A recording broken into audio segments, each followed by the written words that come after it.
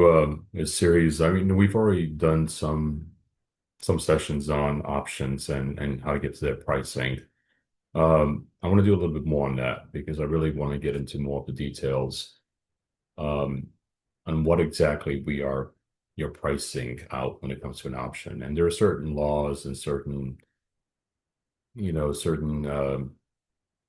sentiments that come with the actual pricing, options. And what I want to get to eventually is because we've been talking about using, binomial, the binomial model to actually come up with the pricing.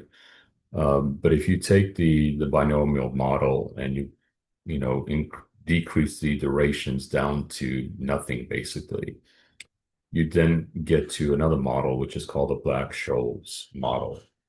And so what I want to be able to do with these sessions is not only have you better understand, uh, what's included in the pricing and, and why you do certain things with the pricing or to get to the pricing, but then bridge the binomial model to the Black-Scholes model. And there are some differences, obviously, even when you go to the integrity, especially when it comes to, to get it to the Black-Scholes, you do lose a little bit of fidelity on certain things that you can actually do with the binomial model to actually price out just about any type of scenario.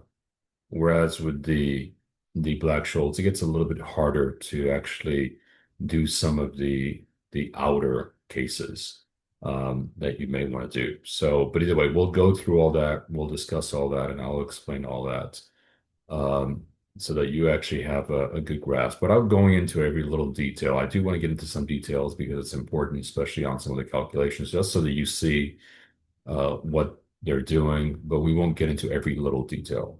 And I just want to cover a couple of things on this session. Basically, to actually get to the foundation of it. So, why do we need, why options need pricing models?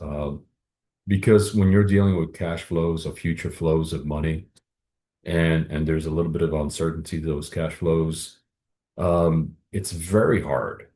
It's very hard to determine what those cash flows are actually worth today. And especially when you throw in the time element into it.